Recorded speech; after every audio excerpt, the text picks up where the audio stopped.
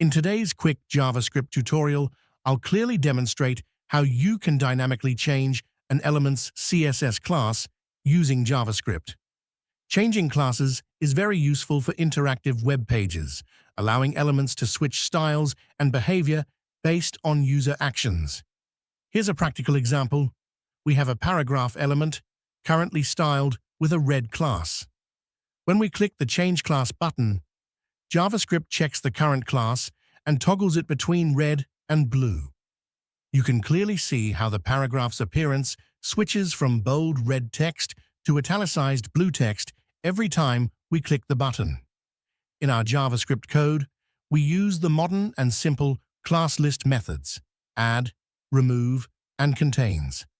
These methods make it easy to manage CSS classes without directly manipulating strings, resulting in clean, readable, and efficient code.